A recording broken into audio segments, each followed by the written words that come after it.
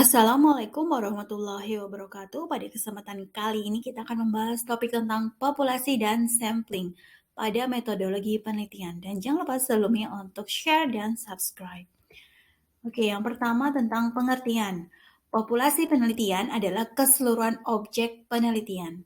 Sementara sampel penelitian adalah sebagian yang diambil dari seluruh objek yang diteliti yang dianggap mewakili terhadap seluruh populasi.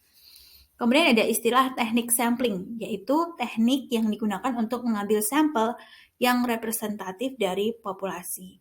Jadi ingat, garis besarnya bahwa populasi itu adalah keseluruhan objek penelitian, sampel itu adalah sebagian yang diambil dari populasi tersebut. Kemudian teknik sampel adalah teknik yang digunakan untuk mengambil sampel yang representatif dari populasi.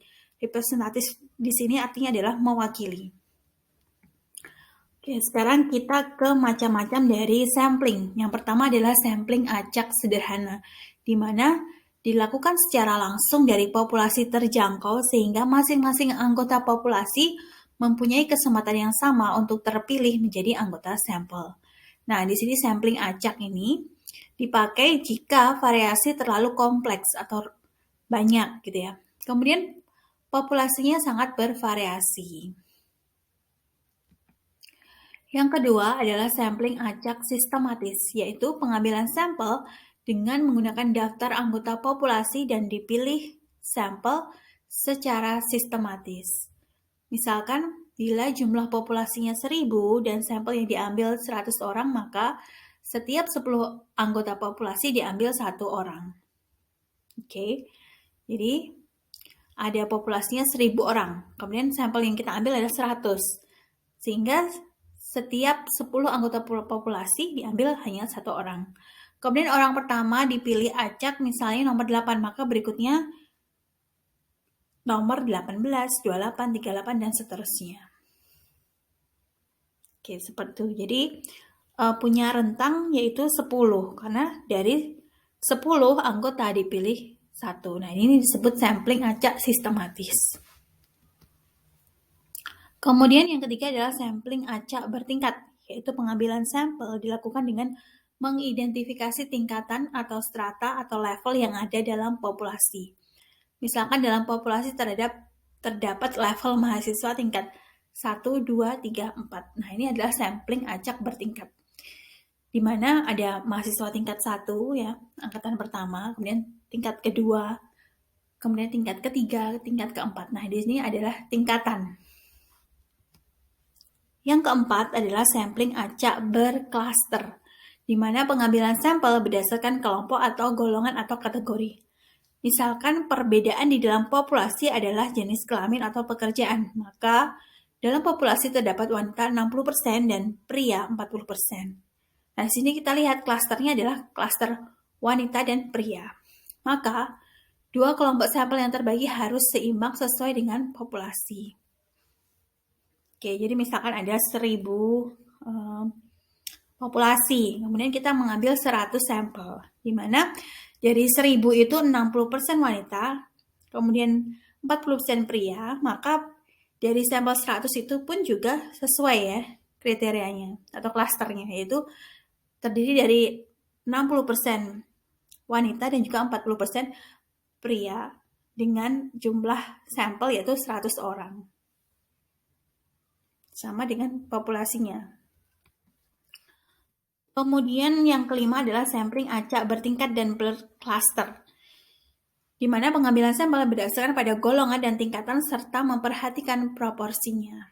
Nah, jadi ini sesuai dengan klasternya dan juga bertingkat.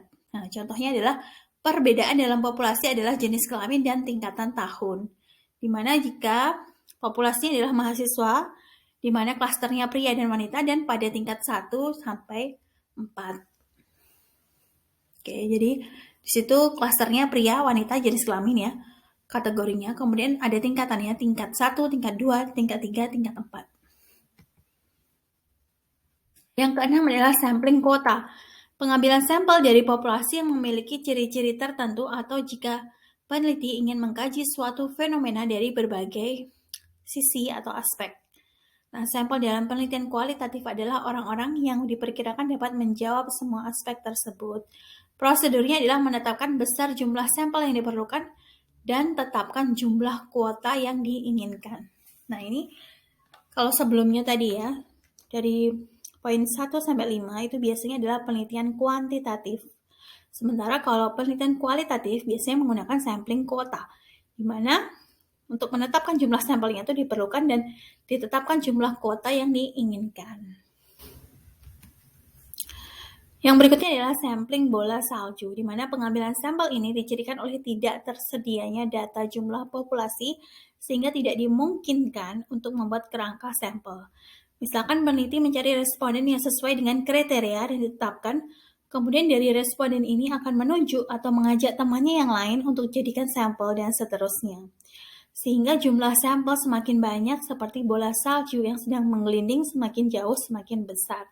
Nah, ini juga termasuk digunakan pada penelitian kualitatif ya. Jadi ketika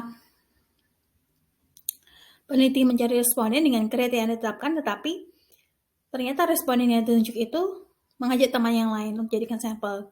Kemudian temannya itu mengajak yang lain lagi, sehingga sampelnya semakin banyak seperti bola salju yang menggelinding. Oke, itu adalah tentang populasi dan sampling. Kesimpulannya, di populasi adalah keseluruhan objek yang diteliti, kemudian sampel adalah sebagian dari populasi, dan berbagai macam teknik sampling pada penelitian kuantitatif dan kualitatif. Nah, sekarang adalah quiz time ya. Pertanyaannya adalah, jelaskan istilah dari sampling bola salju. Nah, jelaskan secara singkat, jelas, dan padat di kolom komentar video ini. Kemudian jangan lupa untuk latihan soal di form berikut. Klik di link deskripsi box pada video ini. Sekian, wassalamualaikum warahmatullahi wabarakatuh.